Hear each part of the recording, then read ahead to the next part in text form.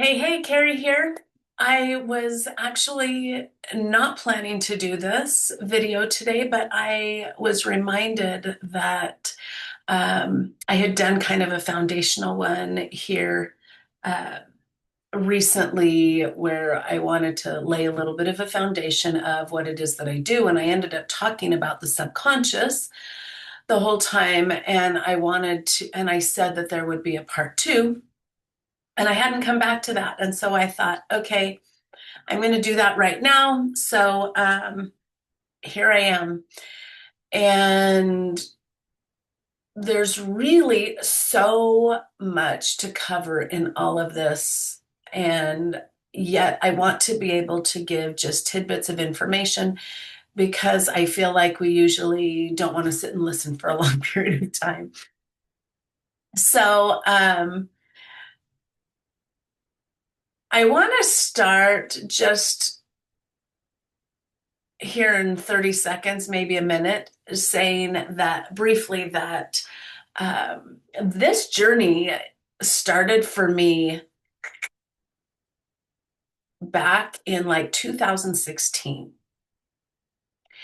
And I was totally Western medicine, traditional approaches. That's all I knew my whole life until that point. And then I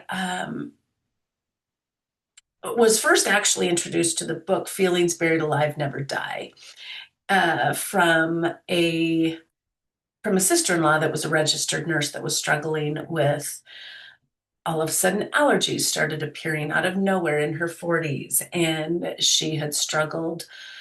She'd gone to the doctor, done different things. Things were getting worse. Actually, a naturopath ended up helping her reverse these. But she discovered this book along the way, which caught my attention. And from there, moved on to, I read The Emotion Code. So, this I'm giving, these are a couple tools that I'm telling you where I started.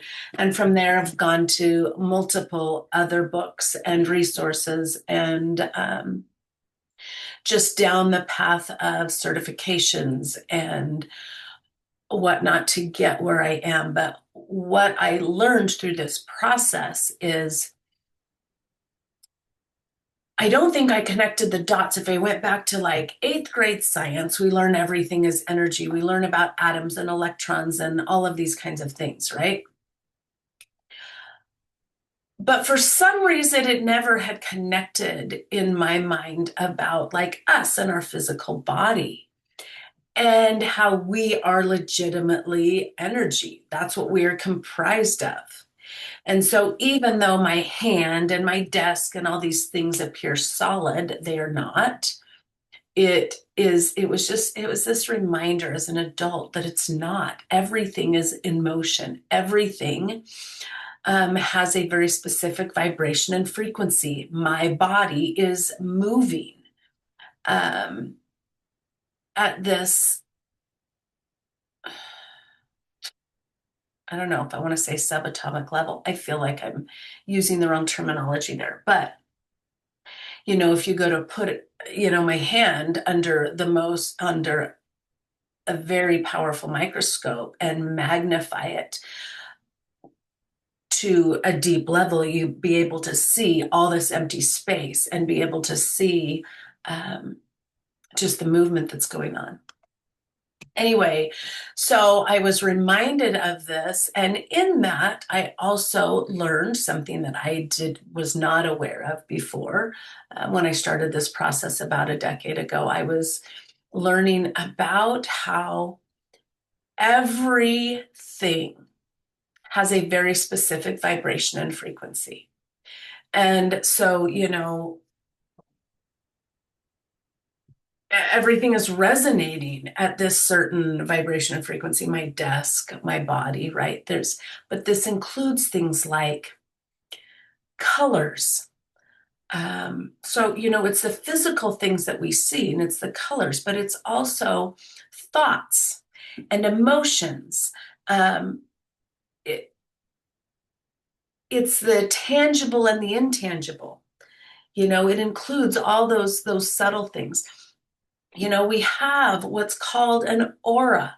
We have things called chakras and meridians that help our body to function. These energy fields, there's science has proven all of these. You can actually, I have a picture of myself that was taken 2019 with a biofield camera that showed my aura and how it changed. And it's really fascinating at the effects that I could see when there was like in a class that I teach, I show these pictures of where there was this darkness in my aura. And as we shifted things, you saw it change, you saw it disappear, you saw the colors change. Like it's very real. What used to be only thought of, not thought of, but you would hear from people that there are people and have been throughout centuries that could see these kinds of energies. It's just, it's not the normal. And, one might say something different. I know there's a lot of people that teach it. Donna Eden teaches about energy medicine. It's something she's in her 70s, I believe. She might be older now. She might be in her 80s now, but she has seen it her whole life. She's healed herself of cancer and MS and various things from working with these subtle energy fields of the body, and energy centers and different things. Because the energetic piece lies beneath the cells, for example. I'll find the quote and maybe I'll put it, I'll post it here somewhere. Anyway, it's this concept that we go traditionally to a doctor and do blood work and different things where we're able to look at the cell, but the energy, the energetic piece, this vibration and frequency component, the energy fields and whatnot, is actually what creates the expression of the cells, the expression of the gene, etc. Um, so when we're looking at things like energy fields and our vibration frequency and whatnot, we're looking at what's below that, what's beneath the surface of even the cellular level. Hopefully that makes sense. So we have things like auras, we have things like chakras. Our chakras are our power center. I feel like a lot of people have heard of chakras. We have a lot of them, but the seven main ones people talk about are the crown, the third eye, the throat, the heart, the solar plexus, the sacral, and the root chakra. As well. And those are the power centers that actually, even if you're a Christian, I'm a Christian, even the Bible talks about it in a different way, but there's one part, and I forget exactly the scripture, where it talks about these spinning wheels of light. And that's exactly um, what they are. They each have a designated color. They are, it makes me think of they're a cone-like shape that goes, here's my body, and it goes through the body, it comes out like a cone. And they spin and they each have a designated color. And then our meridians are like the highways or pathways that power runs through. It's like the power in our home, right? We have that power center, and then we have the pathways or um, the conduit that it travels through. And these are all connected to various organs and glands in different parts of our body. We are not parts and pieces. It's common to go through, maybe I go to a specialist, a doctor that's a specialist in ear, nose, throat, or like the digestive system, or, you have specialized doctors that focus on these certain areas. And yet, these parts are not separate. We are systems. I'm all about and um, looking at the holistic approach, the whole person, in all the areas. And I say the holistic approach, both meaning the fact that we have the spirit, mind, the body, the soul, the whole individual, as well as all the systems within us. We have a physical body, we have an energetic body, we have our spirit, we have all these things that come together and work together. And it's been such.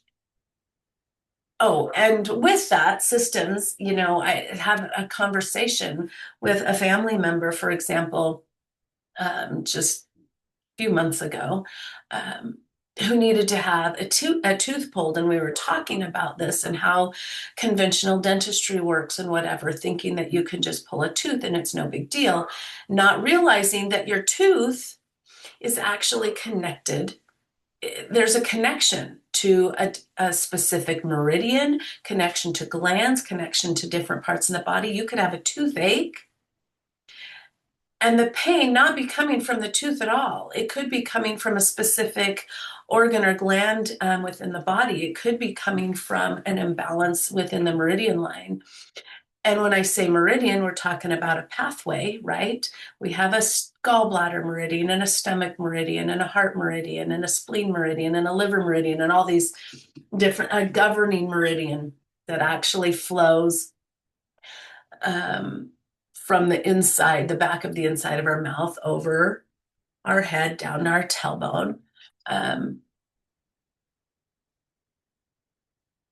If this is stuff that's all familiar to you, then so cool, it makes sense. And if this is something new, I hope I'm just giving a super basic concept to just try and wrap your brain around a little bit of the fact that we have much more to our physical body than we see, or much more to our existence, even. To illnesses, to a variety of just how our life, talked subconscious before, how our life and our bodies function are based so much on where our subconscious at and where our energy is at. How are things flowing and functioning from a space of, are they flowing freely, or are there some kind of disturbances or imbalances going on? Um, so this was all a new concept to me nearly 10 years ago, and I was so fascinated, and I loved the idea that, oh, there are things like, for example, emotions have a very specific frequency, every individual emotion. And so there are times where, I learned, well, let's say I felt a pit in my stomach, for example, and I could be like, ooh, what is that? What is that? And if it's a certain emotion, I can learn how to process it and release it, because emotion is, I love this definition, energy in motion. And so it is intended to move and pass through us. And there are times where we have certain events in our life or experiences in our life where that doesn't happen. It could be something that was a traumatic, unexpected experience. It could, it could just this shocking experience, which, trauma isn't necessarily the way I used to perceive trauma, as this massive, abusive, or some kind of experience. Trauma can be surgery. Trauma is how the body interprets what is happening. It is not the experience itself. Anyway, as I digress, the so if I have something where I felt a certain emotion and I did not process it, it could have been something that happened when I was 2 years old. Maybe, heck, maybe I did something and a parent spanked me that shocked me, that created an emotion. Maybe I was a child that I cried and it processed and worked through and let go, was able to move out of my body.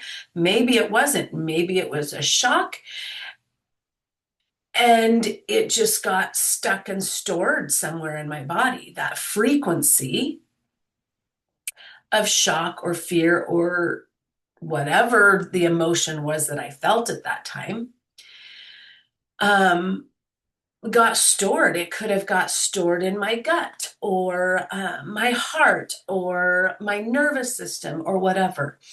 And until I process that so that it can move through and pass through my body, it sits and vibrates and resonates and just resides there. It gets stored there. So when I learned this, I was so intrigued and fascinated and thought, wow, this is so amazing. So that's kind of where I started actually, was working through finding trapped emotions and realizing I can literally resolve trapped emotions in many ways. One is I can use, a lot of people will use a magnet. I can tell you, we are electrical beings. We are magnetic beings. My hands are magnets. I can literally take my hand and go over my governing meridian to kind of like when you take a magnet and swipe a credit card, or a strong enough one can do uh, computer, whatever, but it will erase that specific information. And so that's the same kind of concept. Or I can choose, like I literally have chosen on a subconscious level to allow that to continue to be stored. I can choose consciously that that served its purpose, and I can choose to just, I choose to process it and let it go. I choose to breathe it out. I choose to release it, right? And that simply it can. One thing I have learned that I like to remind people is simply whatever we whatever we release or process, let go of, needs to be replaced. And here's, I don't know if you've heard the phrase nature abhors a vacuum. It's this concept that you're not going to have just an empty space. If you remove your gallbladder, appendix, or an organ or something, that is going to be replaced, whether it's by bodily fluids, scar tissue, whatever.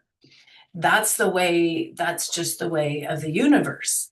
So if I'm going to remove something, I want to be mindful of what I'm replacing it with. And sometimes I might want to replace it with a specific emotion, and sometimes it might be as simple as replacing it with light. We are all beings of light. We come from a divine creator that is love and light. And so that is always my intention and what I invite people.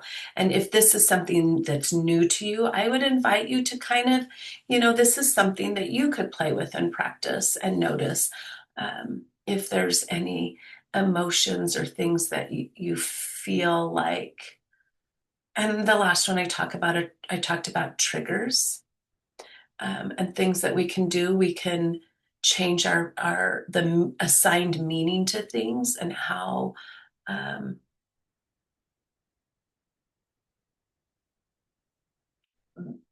along with that, we could look at any beliefs or emotions that we feel like might be tied or connected to it.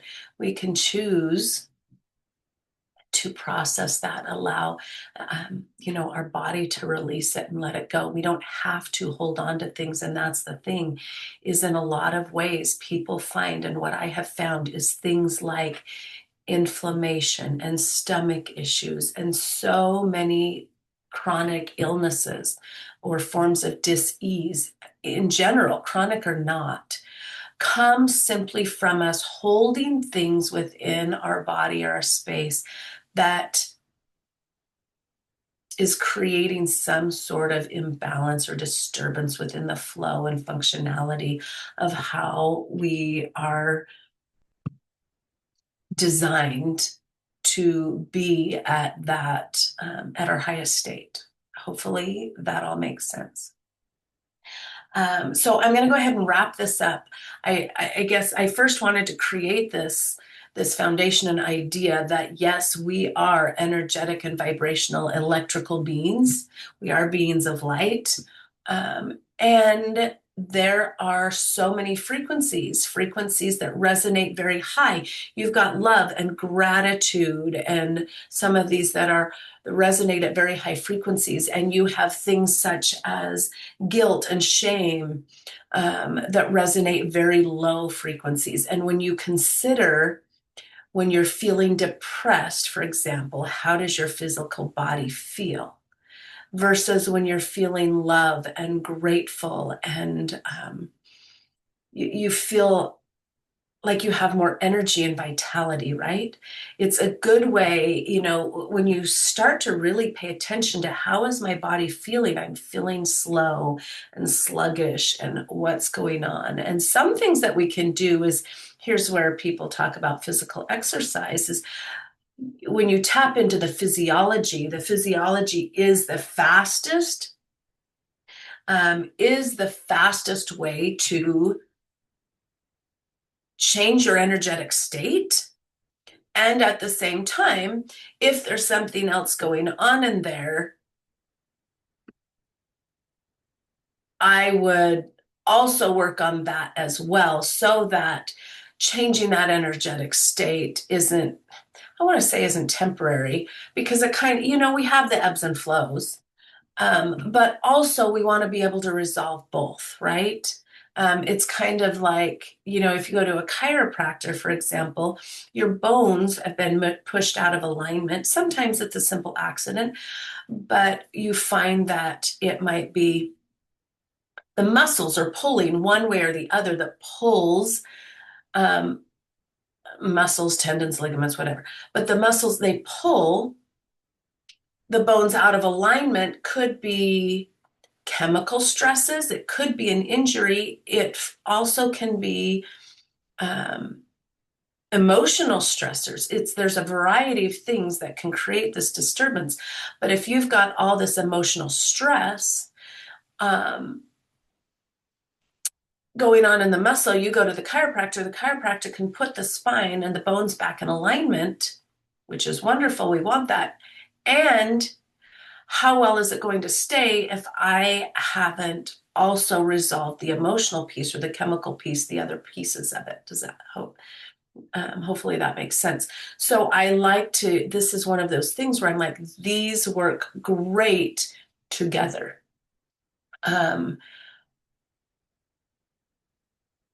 Anyway, and this is part of this holistic approach, right? We get to look at all of it. So I just wanted to do a quick introduction, basic foundation of the energetic piece, of the emotional piece, and I could throw in there other stuff. We could talk about this for many hours.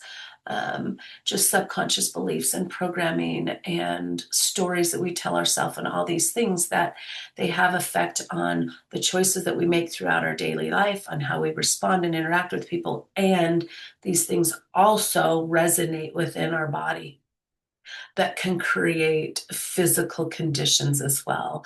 I've helped many people with many conditions. We've worked on digestive issues. We've worked on migraines. We've worked on inflammation in a variety of areas, all different parts of the body. We've worked on things like nightmares, places of being stuck in life, whether it's just scarcity, abandonment, different issues that way, of how it affects relationship issues, right? We've worked on trauma and so many different things. I was trying to think of some other things, and I'm having a blank. But just about any pain that you can think of, pain or inflammation, discomfort, dis-ease, whatever it is within the physical body, we can work on from this space, because we're legitimately going to the source. We're going to the root. We're going below the cell. We're going to what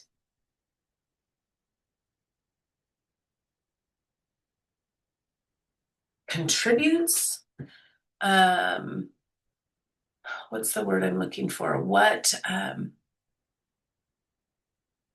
just we're looking at the just the foundation and the underneath layers of even the cell, how the cell expresses itself based on the energetic pieces that are below that. Hopefully that all made sense. I'm missing some words that I'm wanting to use and they're not coming at the moment, but um, this is me. This is how I share unedited versions. I'm um,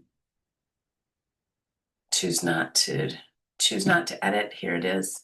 And with that, I'm sure I will come back with other thoughts, other insights, other information in additional videos. But um, I think that's why I want to leave it for now, and look forward to chatting again with you soon. Have an awesome day.